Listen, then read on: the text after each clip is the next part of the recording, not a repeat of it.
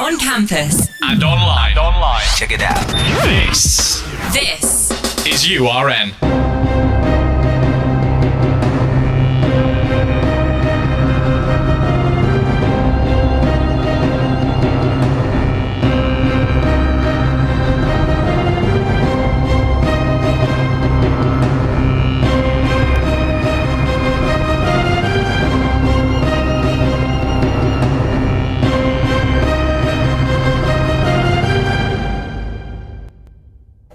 Hello and welcome to The Big Picture. We are live on University Radio Nottingham. This is Felix Hawes.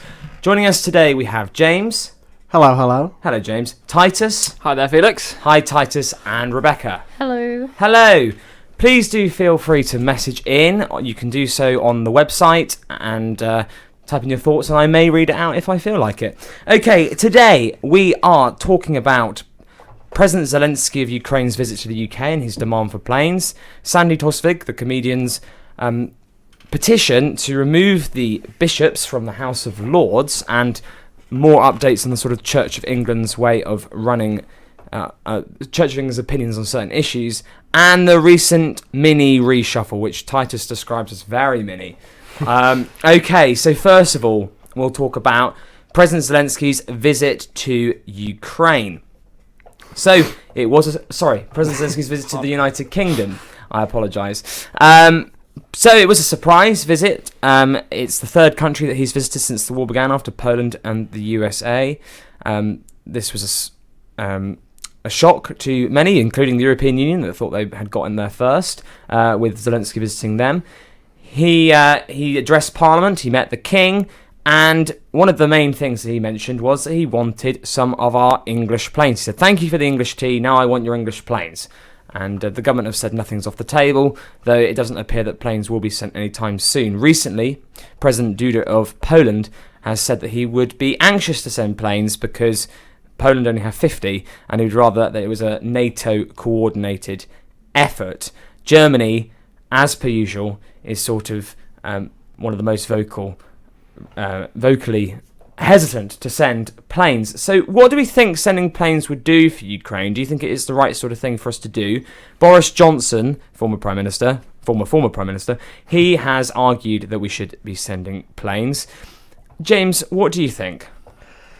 Yeah, I mean, to be honest with you, I think, in my opinion, I like to think myself as a very pro-Ukraine guy, so obviously I'm going to say I think we should send planes. I think the whole argument, the main worry, right, is that it's going to be seen as like a sign of escalation, but basically whatever we do is going to be is going to be called an escalating move by Putin. It's a classic part of the Russian playbook for the war, is always blame the West for escalating and then forcing them to do even worse and worse things. I think, as I said 2 weeks ago when we were talking about sending tanks, I'm not a professional military expert, so I don't know the exact details of how good planes would be, but I'm pretty sure that air power is quite important in modern war, so yeah, definitely should send planes, especially in this period where the front lines have been a bit stagnant and entrenched for a while. Stuff like planes could, much like tanks, could shift the balance in favour of Ukraine finally taking back the last territories that Russia took. So yeah, I think send them. Okay, Titus, do you agree with that? Well, I think that we should not rush into making rash decisions. I'm not saying that we should not be supporting Ukraine with military equipment, but I do think, like you mentioned, with escalation, that is something to be concerned about. That we do need to think about where this war ends. What is the end game? Once Ukraine obviously retakes all their territory, is Putin just going to sort of pack it in and go, okay, that I failed, let's have a ceasefire? Yeah, it seems unlikely, doesn't it? So I think that as the West gets more and more involved in the conflict, they do need to be very careful about getting drawn into increasing tension and potentially even skirmishes with Russian forces. If a US plane bombed a village, or maybe not a village, but a military facility in Russia, I think that would certainly increase tensions. And you said that Putin talks about escalation a lot. I think there's obviously the hot air that comes out of the Kremlin, and then there's the actual concerns that the decision makers have. And when things do reach the extent where you have Western equipment that is attacking Russian targets in Russian territory, I think that is quite a serious place to be. So I think I would be quite cautious. I also would agree with your point that planes and tanks are probably there to help the Ukrainians advance and retake territory. They're offensive weapons. They're not just protecting Kiev or territory that Ukraine currently holds. So it is a different question to a simple sort of NLAWs or javelins, rocket launchers. And I think we should be cautious about it. NATO should sit down and work out what the strategy with regards to bringing about a resolution to this war is. Obviously, we all want to see Ukraine, the integrity of Ukraine preserved. We don't want Russia to win, but we need to be careful about how it is resolved, because if Putin does lose, then the war is existential for him. He will probably leave power, and that it seems unlikely that the person that replaces him will be more moderate. You'd think it would potentially be someone worse, and there needs to be a careful discussion among Western governments about what the end goal they're working towards is. An interesting point. I'll have some more questions for you, Titus, in a minute, but I'm going to go to Rebecca next. Rebecca, what do you think on this issue? I think that Zelensky is right in saying that it would help end the conflict. I actually don't think that we've got much choice at this point. So I think I understand the reluctance of a lot of the states to kind of and not rushing into things. I think the biggest question though is in what way. A lot of the sort of the specific jets that he was talking about obviously cost a lot of money and take a long time to train pilots up and things like that. So I think maybe it's about what kind of military strategy would be best, and also depending on how long the conflict is going to go on for, that kind of thing. So yeah, I don't think he's wrong to bid for them, and I think the UK should help provide sort of military equipment as best it can. But the question is sort of just balancing the practicalities of that, I think. Interesting. Okay, so Titus, you're worried about the potentiality of escalation with planes, about an American plane bombing Russia. So is it more important where the equipment comes from than the pilot piloting it? So if it's a Ukrainian pilot in an American plane, does that matter? And if that's the case, then if a British or an American or now German tank is responsible for blowing up significant proportions of the Russian military, is that not the same thing, or do you see a difference between air and land? No, I do think that the use of Western tanks is also significant. Obviously, the aeroplanes are able to strike targets across the vast a much larger area. They can just fly into Russia and bomb something, whereas a tank can only really fight where the front line is. And so whilst Ukraine is still trying to expel Russian troops, they will only be used in Ukraine, but obviously the planes could be used into Russia straight away. I do think that it would be significant if you have serious Western equipment that, like an F-16, a sort of clearly American plane that then is used to attack Russia. I think that would certainly for Putin be seen as a real threat, that they would be seen as America becoming quite confrontational. I mean, obviously they already see America as their enemy, and they probably think that America is already fighting them in some ways. I do think, though, it would be an unwise escalation to just send them everything that they ask for without looking at a broader strategy of coming to a peace deal, finding out how the Russians could be persuaded to sit down, and also have Ukraine's territory protected and returned to them. Well, do you think that's possible, that Russia would give up the war and not accept any Ukrainian territory? Zelensky's pretty clear that he wants all Ukrainian territory, ideally also Crimea, which was annexed in 2014 before this particular phase of the conflict began. And I don't think Russia's going to be happy losing any of its land that it's conquered in Ukraine. Do you think that peace talk is possible? I think that certainly maybe with some of the questions of NATO, I think if Ukraine were to sort of commit to never joining NATO, that might be a bargaining chip that Russia might that might please Russia or sort of bring them to a deal. There will obviously be other things. I think it's not just about territory, it's also about influence in Ukraine. Before 2014, there was a very pro-Russian president, and he was then ousted. And since then, the Ukrainian government has been leaning towards European Union membership, and I think that is one of the things that Putin sees as unacceptable. And so potentially, if you sort of allowed Ukraine to sit, I mean, they're unlikely to want this, but to not quite join the Western institutions and NATO and the EU and be slightly separate from that, that might be something that Putin would be willing to accept. Before this turns into a complete Titus interview, so apologies to the other guests, do you think that saying that Ukraine, in the name of peace, should not join NATO or the EU, do you think that actually that might undermine national sovereignty and sort of allow Russia to have really got what it wanted, not fully, if it wanted to actually run the territory? Or do you think that is, in the sort of geopolitical chess that is being played, a price worth paying for the national sovereignty of Ukraine?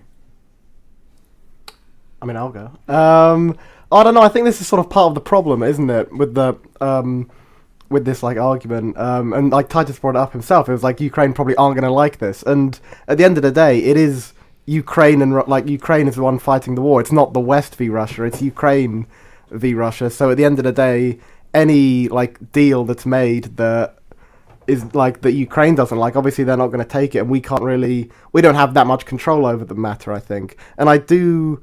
Well, if you start sending weapons to help them fight this war, then you become increasingly involved in it. So it becomes less clearly just Ukraine and Russia, and actually the West do get drawn closer and closer towards the conflict. So. Yes, but I think then it's still difficult. Like it's still difficult for the West to like dictate the like peace deal that's made, because Ukraine would just pull out and then and say no, we don't want to.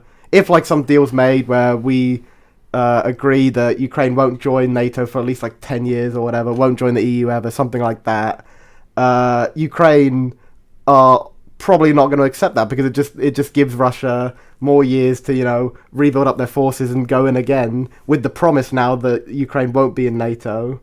So I don't know, it does get very problematic, and this is why I'm always quite pessimistic about the whole war, because I don't really see how a peace deal like forms, because you have three parties now.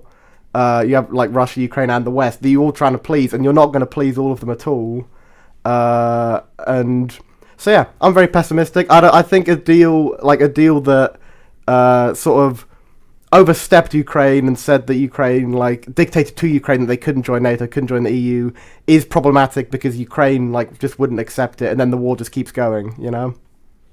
Rebecca, what do you think to this? I think that Ukraine probably isn't going to concede really anytime soon. I mean, how much power other Western nations have in the negotiations, I'm not sure. I mean, I think Crimea maybe could be like negotiated, but I think for the most part, I don't think Zelensky is going to really want to concede anything. I think also the problem is that because Russia's done this now, I think Ukraine would take any kind of concession or kind of diplomatic negotiation as being quite insulting and almost permitting potentially invasions in future. So I think they want to make a standpoint in saying that you can't, do this.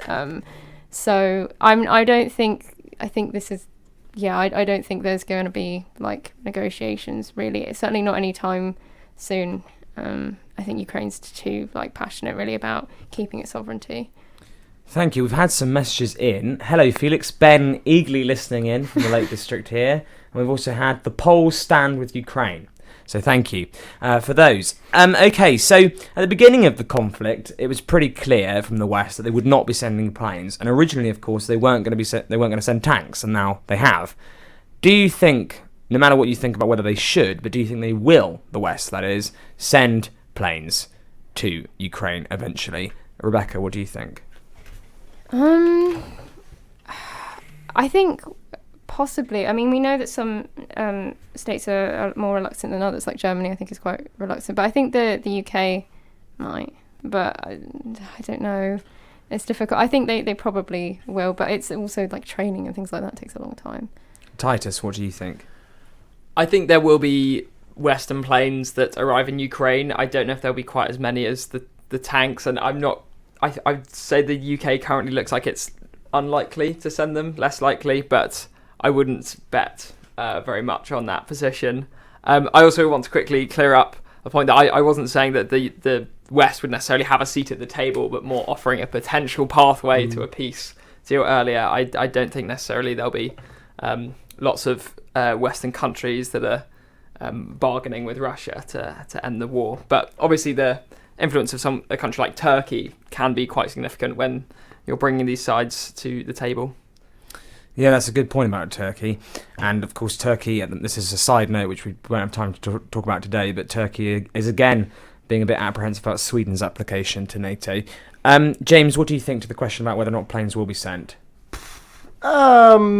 I think it will probably develop in a similar way that the tank debate developed, where, like, as you said, originally it was definitely never going to happen, and then attitudes slowly sort of change, and then eventually, like, agreements are made to send them over. So I think give it like a month or two, maybe. I mean, these type of things, though, are always very difficult to predict, aren't they? And I do think there is a line somewhere, right? Because I do agree with Titus. We can't just send Ukraine literally everything at once and ask for whenever.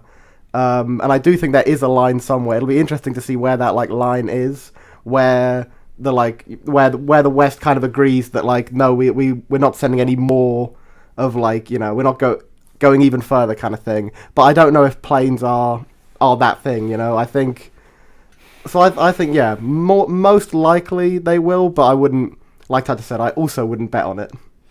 Okay, interesting. Thank you. One last question then before we wrap this segment up. Two former leaders of the main political parties have made some comments regarding the conflict in Ukraine recently. Boris Johnson, as I mentioned in my introduction, is keen for planes to be sent. He sees himself, I think, as a sort of champion of Ukraine. He's certainly very popular in Ukraine, more popular than he is here. President Zelensky, of course, singled him out as a thank you in the speech in Parliament.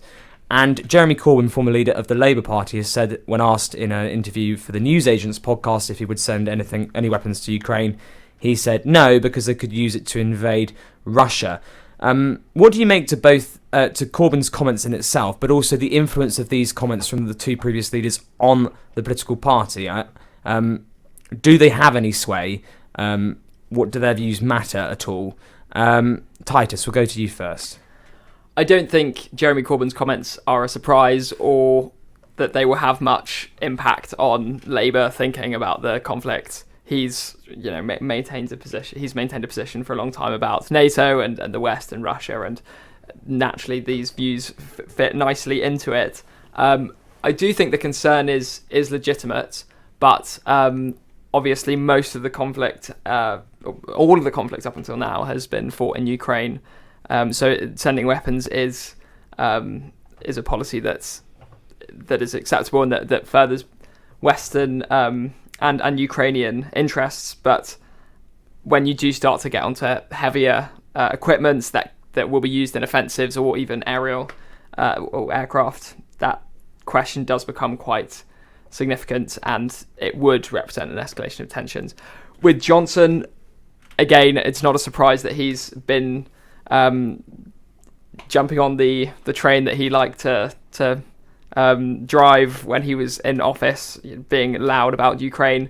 I think for Sunak it will be something he's aware of and nervous of. Ukraine is one of the issues that the Conservatives feel like they can take a lead on, that they have maybe been more vocal on, and something that people, when they look at the record of the most recent government, will be proud of, despite the many other failings. The Conservatives will say, well, we were strong on Ukraine and we supported them. To see then the former leader, Boris Johnson, really trying to sit himself back down in that command position when it comes to this issue will probably be something that Rishi Sunak is quite concerned about, even if Boris Johnson isn't an immediate threat to him right now. Interesting. Rebecca, what do you make to Corbyn and Johnson's comments and the effect they might have on their parties? I agree with what Titus was saying about Corbyn in that it's neither surprising nor necessarily particularly impactful. I think if things start to go wrong, potentially it might come back round again, but I don't think it's going to drive much of Labour's attitude towards Ukraine. As for Johnson, I think that might have a bigger effects because of the whole his kind of attitude towards Ukraine, and kind of, I think he's quite proud of what his kind of stance on that. So I think that might have a greater impact. But I think Rishi Sunak will still try to do whatever he wants to do. It just may be sort of in the back of his mind. Thank you. And James?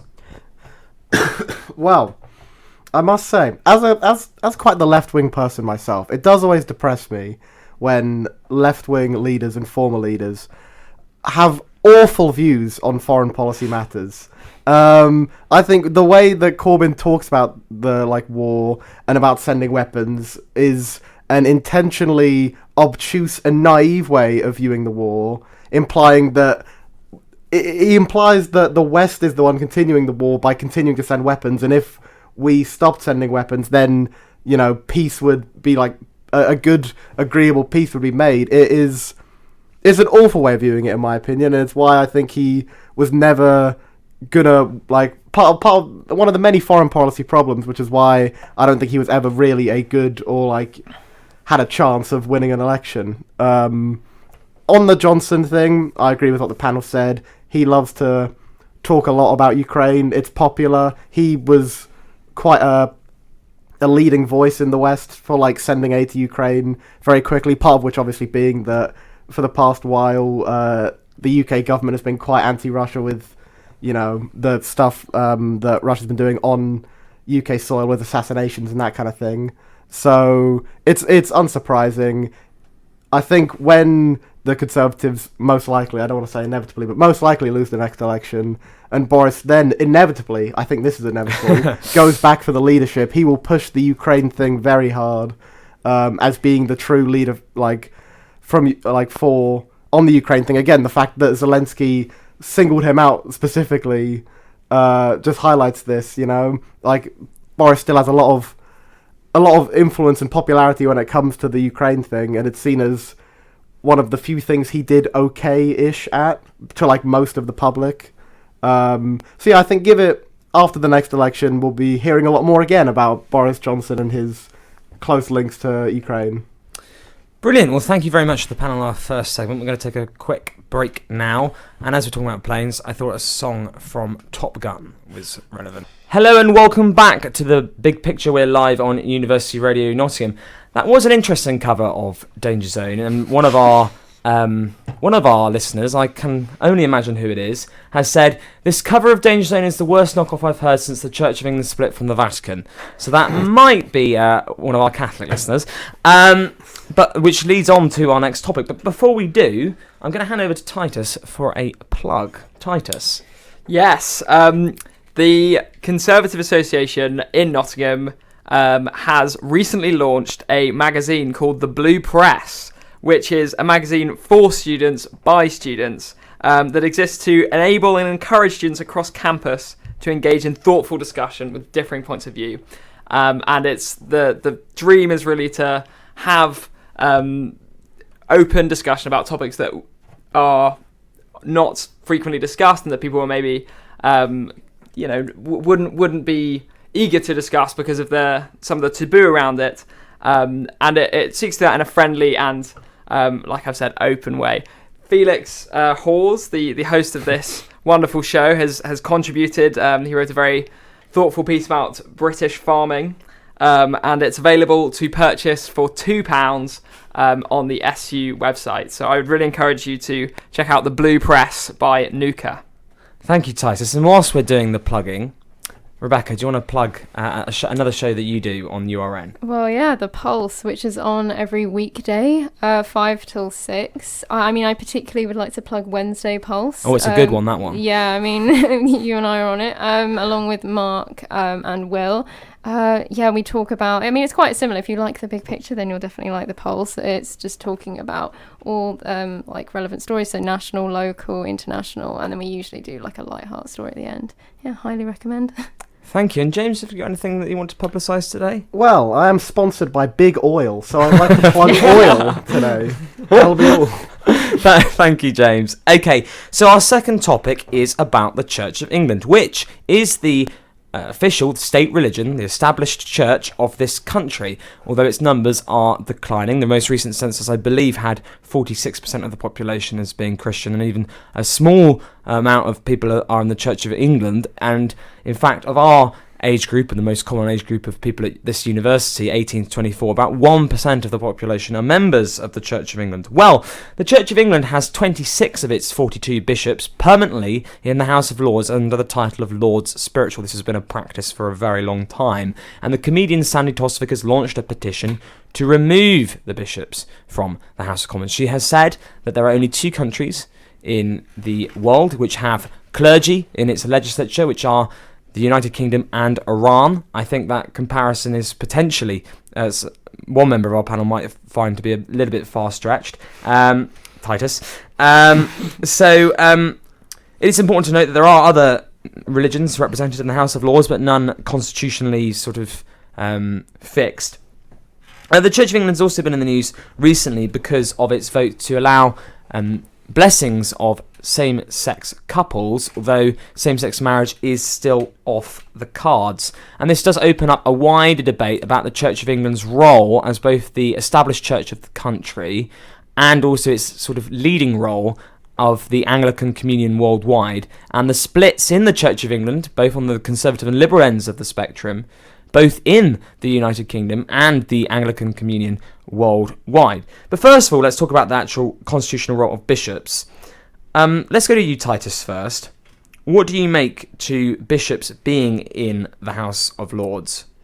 Yeah, I think that the bishops bring a lot to the House of Lords. They obviously tend to be older people, like most of the House of Lords. They have a lot of experience. They engage with a lot of people throughout their time as clergy. They will have engaged with a lot of like people who just normal people living their lives. That's what vicars and clergy do. They are people who are embedded in communities, and they are close to the lives of everyday people. And bishops, therefore, have got very relevant experience to the House of Lords. They also provide a religious perspective, and religion is still important to the majority of the people in this country.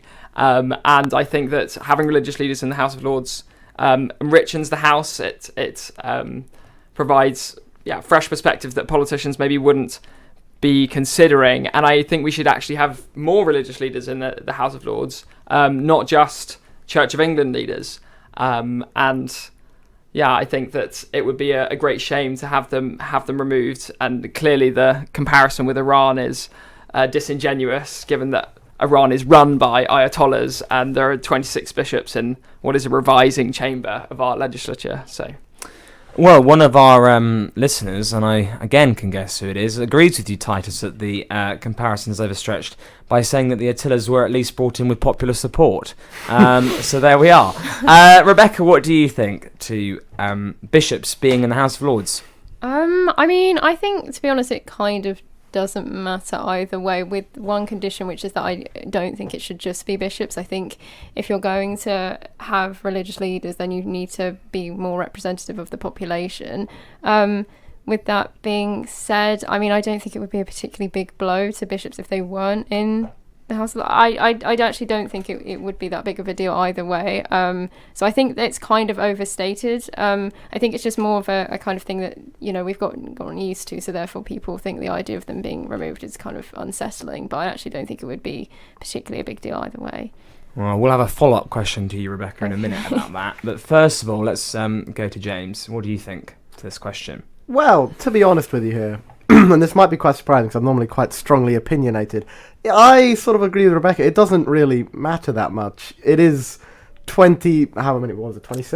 26 bishops in a house which has hundreds and hundreds of... Over 800. Yeah, exactly. A huge number of people. There's never really been a vote, I don't think, that has, like, you know... They've never tipped the balance or anything like that. They've never caused, like, major shifts in the House of Lords at all. I have inherent problems with the House of Lords conceptually, so maybe I'm not the greatest one to be singing its praises, but I think...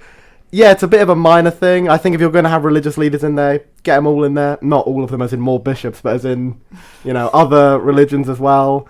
I think you could equally remove them and it wouldn't make much difference at all, to be honest. But yeah, I mean, no, like I said, I just have problems with the House of Lords. I think if you're talking about taking people out of the House of Lords, I think it shouldn't really start with bishops who, as Titus said, probably have a lot of experience with community members, with this type of thing. And instead should be the... people who are purely inserted into the House of Lords as like political favours for politicians and as donors. Michelle Mone, potentially. Exactly. Or Lord Egony Medvedev. Interesting again, yeah, the House of Lords is a constitutional thing that we've mentioned before. I want to bring up the fact of whether or not removing the bishops would have much consequence. Well, they are in the legislature because the Church of England is the established church, and that sort of does link in then to the monarch, the king, who is also the supreme governor of the Church of England, the head of that church. Would removing the bishops from the House of Lords sort of interfere with the status of the Church of England as the established church of the country? And does interfering with that therefore intervene with the king being head of state and head of the church? And that's quite a lot of terms there for our audience, which are more likely to be lay people. But what do we make to that? Titus, I'll go to you first again because you're more likely to have a stronger opinion on this. Yeah, I don't think that you would remove bishops from the House of Lords without there being a wider discussion about disestablishment. The fact that the church is coupled with the state, like you say, means it's intertwined, and I think that people who would want to remove the bishops would also want to disestablish the church. So I don't know if there'd be many people who'd be gunning for a sort of take the bishops out but leave everything else. It would have far-reaching consequences, like you say, given the monarch's position within the Church of England.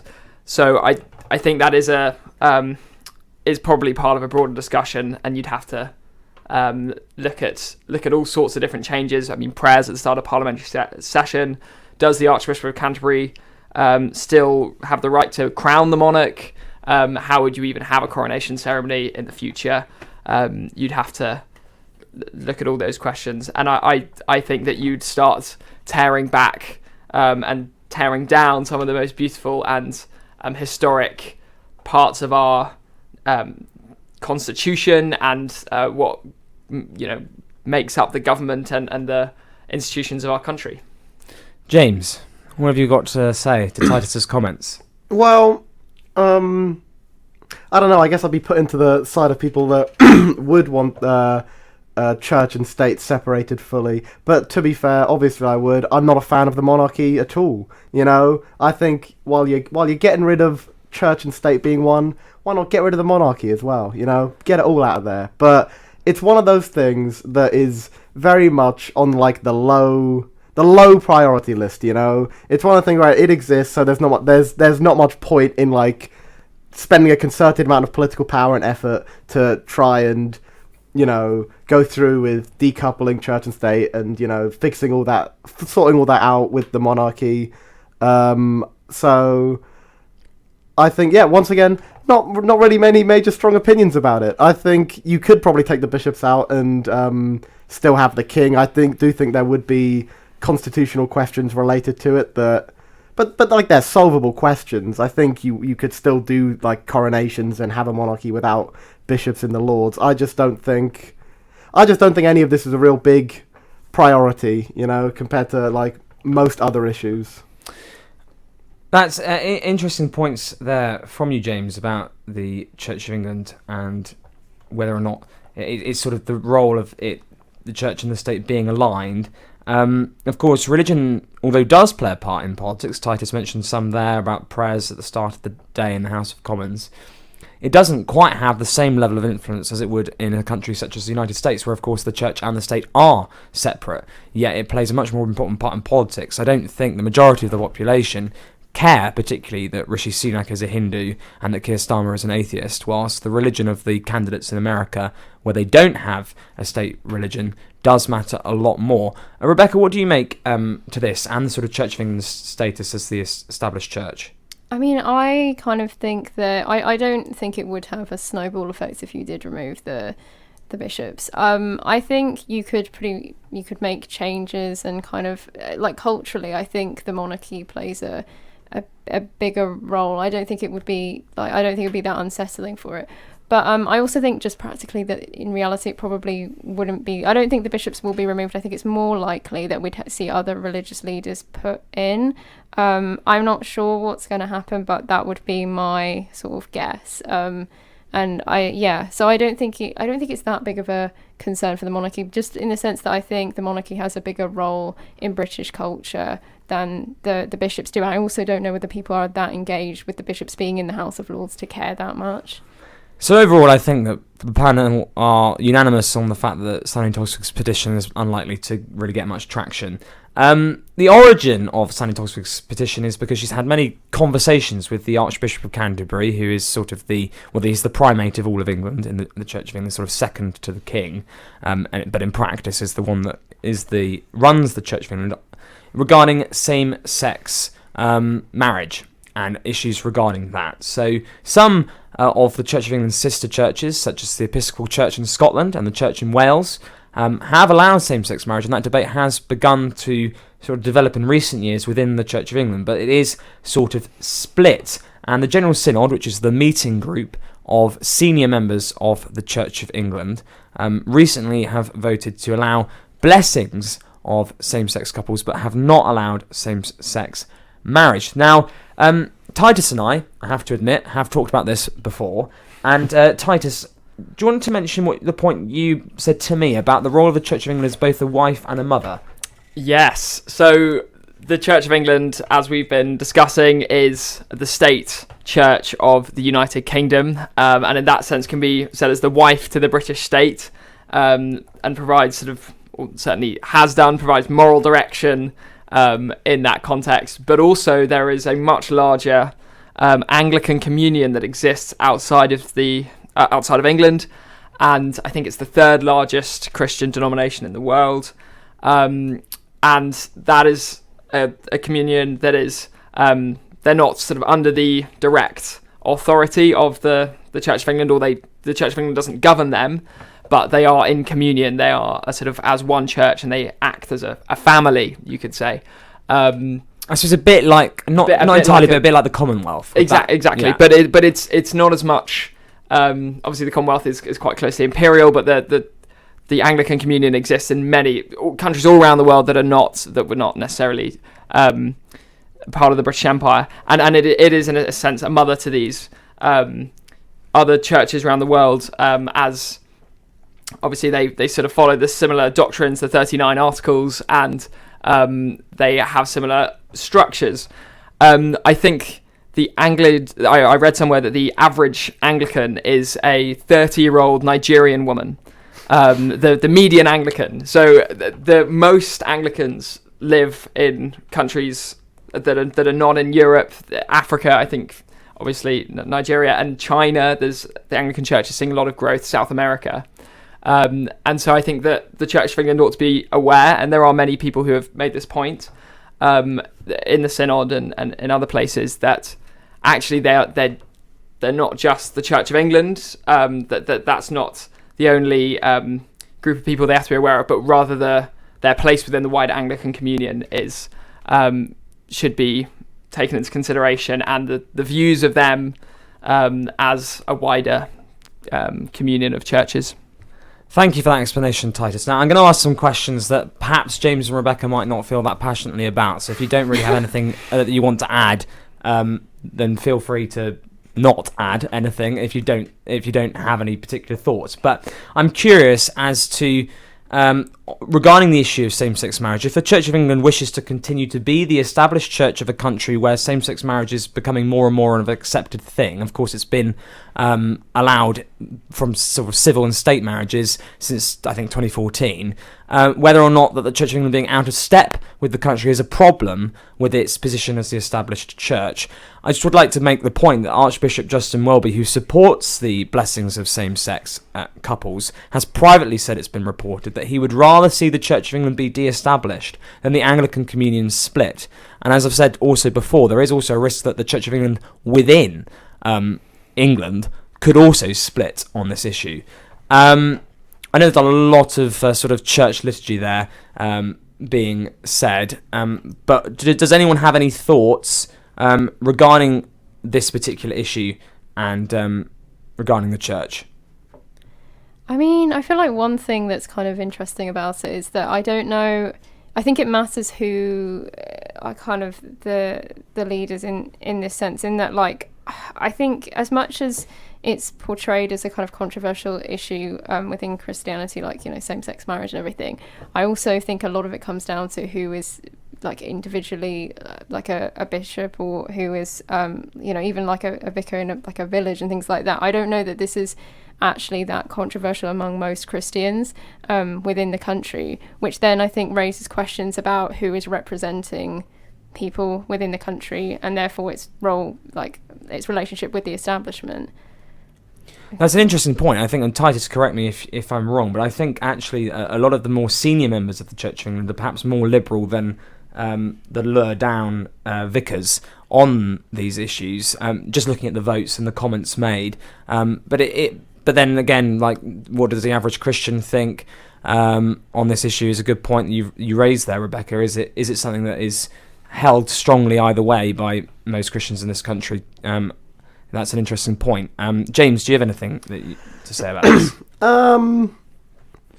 Not passionately, but I kind of think this sort of thing is sort of inevitable as society sort of slowly becomes more and more liberal. I think there will end up being more and more issues that then get brought up, like with the church's teachings in previous things that they've said, coming into contrast with what is deemed as like as acceptable again as society generally liberalizes, as it has well, I would say for the past forever.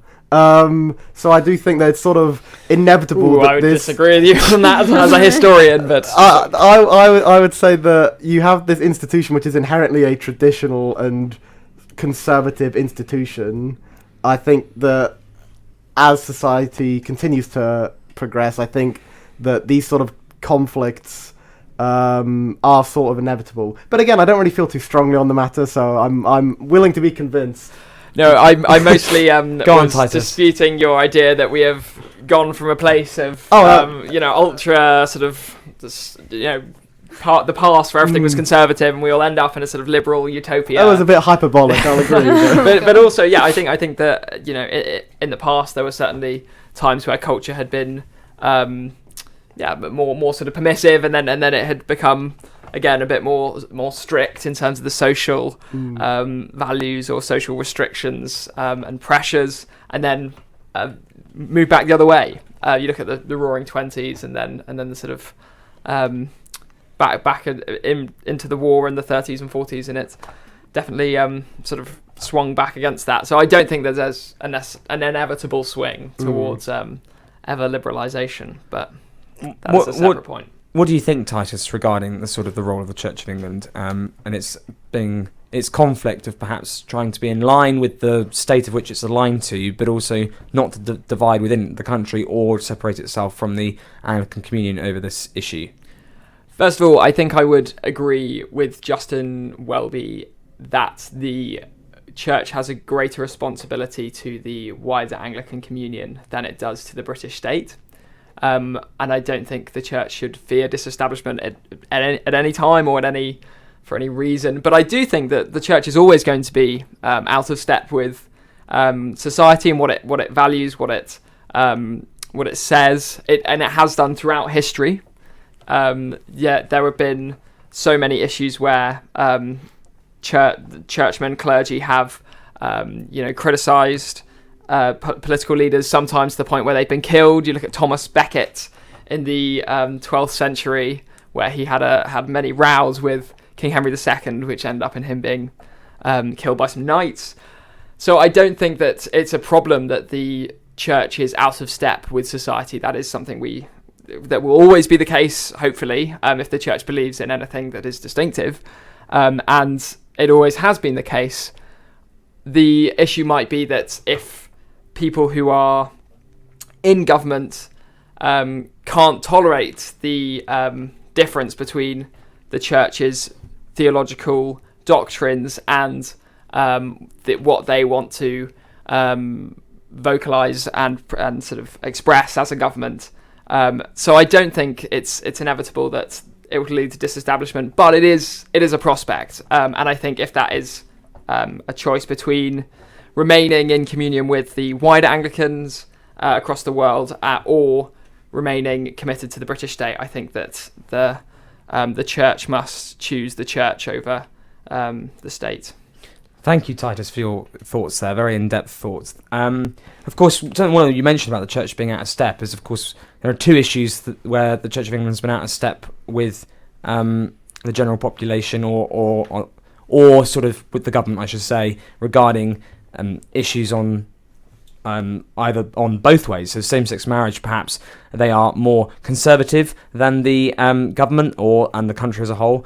But then, of course, there's also been the Rwanda policy recently where the bishops have all voted against the scheme to send asylum seekers to Rwanda, which is where they're more liberal than the state. So just a recent example of Titus's point. We have had more messages. Give me my churches back and Titus can keep his bishops, which I believe again comes from our Catholic listener. Is Britain possible outside of the Christian tradition? And Thomas Becket was a Catholic. This lot are stooges of the crown. So there we are. We're going to take a break now, and this song is not linked to the topic, but it's ABBA, and I like ABBA, so tough. On campus. And online. Check it out. This is URN. Hello and welcome back to The Big Picture. We are live on University Radio Nottingham. I am Felix Hawes. Our final topic then is a mini reshuffle that Sunak has engaged in following the sacking of Nadeem Zahawi as party chairman. Greg Hands is the party chair. There are some new departments that have been formed. It sort of looks a little similar to the Gordon Brown's last cabinet regarding to the departments. So energy is back having its own department after Theresa May sort of merged it with business, and that is it's going to be run by Grant Shapps, or is being run now. Kemi Badenoch has been appointed as the new Business and Trade Secretary. There's been a new department called the Science, Innovation and Technology Department, which is being led by the former Culture Secretary Michelle Donnellan. Lucy Fraser, who is my MP for back home, is the new Culture Secretary. And Lee Anderson, which has been the one that has been most been talked about, is the new Deputy Chair. So not a member of the Cabinet, but an important appointment regarding election strategy. The other one that's sort of major news is that net zero is in the name of the department, which Grant Shapps will be responsible for. So to the panel, first of all, let's talk about Lee Anderson. I think that's the one where the media have been most interested in. Lee Anderson, or sometimes known colloquially as 30p Lee, perhaps that would be 35p Lee now due to inflation. He's made comments regarding food banks, criticising people's budgeting skills if they use food banks. He's in reference to people on sort of over £30,000 salary, which is above average salary of the UK. He's also made comments. This was actually before he was deputy party chair, regarding his support for the death penalty. That isn't the government line, but it is a view that has caused some stir.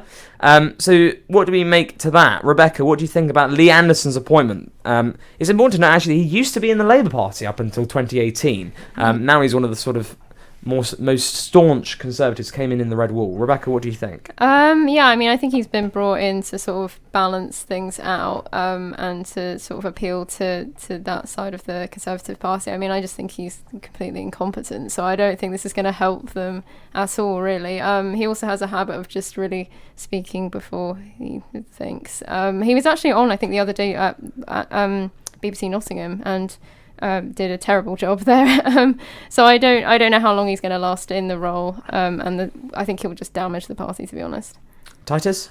Yeah, I think the gamble that Rishi Sunak is taking is that even though he is less polished than, Rishi Sunak, he comes across as someone who speaks his mind and connects with working class voters and is sort of clear and blunt and is no nonsense. And I think that he certainly gives off that impression. Whether it encourages red wall voters to vote for the Conservatives again is another matter. I think that they probably feel like their trust has been betrayed by the current government, whichever one.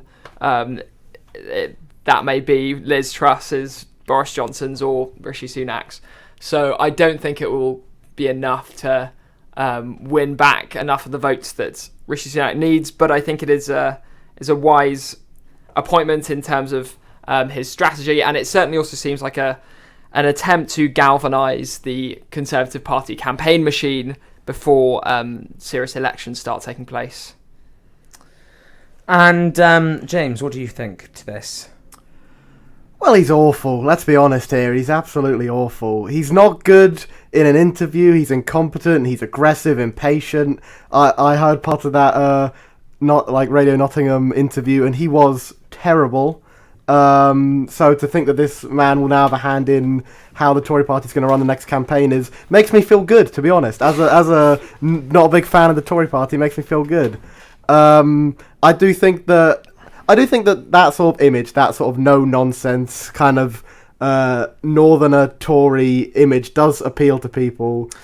I do think that the type of person that it won't appeal to will be, Islington Labour voters who, the Keir Starmers, the people that run the Labour Party. But there's certainly a lot of working class voters who look at Keir Starmer and don't feel like he represents them very well. So I think that... Nor Rishi Sunak.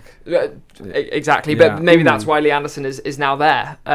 So He's there will the be type of voters. voter There that will they be rely- voters that people will feel like they can empathise with or understand more than a politician like Keir Starmer. No, definitely. I do think this is sort of part of the problem as well with me criticising him, is that I'm criticising him, but it didn't really matter who they put in the role. I'm not going to vote Tory at the next election, So the fact that they're not appealing to me, it makes sense. I think I said this when Truss took power, that I was like, I would have much rather...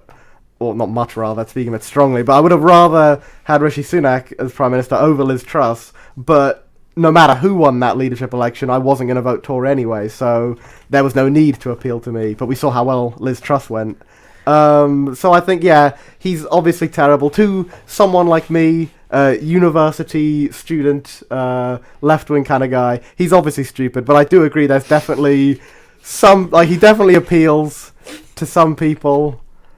Well, his comments regarding the death penalty, which have caused somewhat of the stir, it's interesting because there has been a study done by Tim Bell and other academics regarding sort of MPs' views and the public, and the death penalty is one of the big ones where their MPs are very out of step with the general public. It's sort of 5-3 in favour of the death penalty amongst the public, whilst MPs on both sides, I think there's not a single Labour MP that is in favour of the death penalty, which is perhaps not surprising. It's also not a very common view within the Conservative Party either, but it is a view that is held by the public.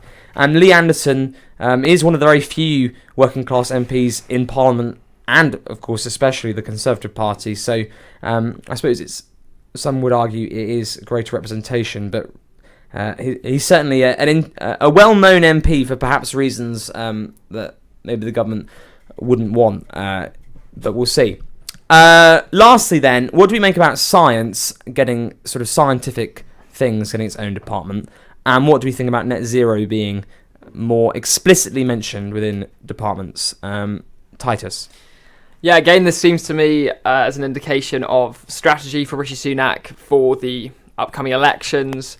And maybe also an indication of where he wants to emphasise, what he wants to emphasise or where he wants to take his premiership. He clearly wants to drive growth by making Britain a hub for innovation and new discoveries, and really sort of going big on that, obviously by giving it its own department, which is quite interesting because Liz Truss made a big deal about how Britain was stagnating and we needed to have a dash for growth. Obviously, it ended in flames quite quickly. But Rishi Sunak seems to take the view that in order to improve our productivity, we need to invest in sciences and similar industries. It also, the net zero side of it seems to suggest that he's trying to appeal to younger voters and to potentially more liberally minded Tories who are concerned about climate change and think that it should be taken seriously. And Chris Skidmore, many people have said he's quite a capable man in terms of his intelligence and his grasp of the issues that he campaigns on, has written a report. And I think that Rishi Sunak will be looking to get some of that energy and some of that expertise into a department where he can then bring something to the electorate and say, this is what I did in office, vote for me again, please. Chris Skidmore does lead or did lead, I don't know if he still does, the Conservative backbench group in favour of net zero, which, although doesn't get quite as much coverage as the sort of anti-net zero group, is much larger. James, what do you reckon? And it's also important to note, linking back to Lee Anderson's appointment, Lee Anderson said the public are sick of net zero. That isn't in line with polling, but he said that, which is interesting with the net zero department name. James, what do you think? Well, to be honest, and I think that this covers the whole mini reshuffle at large, is that it's, what's the saying? Moving around the deck chairs on the Titanic, you know? I think which Lee Anderson said himself, actually, before he got appointed. Ironically enough, yeah. Like one of the few ways I'll agree with him there. I don't think it'll make much difference. I do think it is an interesting reflection on Rishi Sunak's strategy of both appointing Lee Anderson, you know, as we said, very much on the right of the party, while also doing all this other thing with the net zero, trying to appeal, like Titus said, to the more liberal, younger Tory voters. It's interesting to see him trying to rebuild the sort of Conservative coalition that makes up the party, especially after Liz Truss very successfully alienated a lot of the liberally minded Tories. So I think it's interesting, but I think, will this make much difference in in actual policy? Not especially given that an election is only a couple years away, so there's not even that much time for any actual long-term and large-scale projects or policies to actually be made. So I think it's unimpactful, in my opinion. Thank you, James. And last words to Rebecca. I think that things like having science and technology separated, I don't think that's a bad move. I have some questions about the influence of, I think we need to improve the way science and technology to try and make more money off it in a sort of business sense. I think we invest a lot in science and technology, but we're not very good at kind of profiting from that. So I think that needs to be improved, and I don't know whether separating the departments is going to help that. But I don't think that's necessarily a wrong move in of itself, and I think that maybe also Rishi Sunak just genuinely feels quite sincere about kind of, net zero and things like that. I don't know how much of that is actually about appealing. As for his actual appointments, though, I think the appointments are much more kind of concerning, but overall I don't think it's going to make a massive difference. Okay, thank you very much. Thank you to Rebecca. Can I just make one more point there? Chris Skidmore, interestingly, was one of the 5 co-authors of the book Britannia Unchained, which was a sort of Thatcherite project that was launched by some Conservative MPs in 2012, encouraging tax cuts and pro-growth neoliberal policies. The other authors were Liz Truss, MP, Kwesi Kwarteng, MP, Dominic Raab, MP, and Priti Patel, MP. So he seems to have been the one that has gone off in a different direction. One way. They've all gone compared very much to the other 4.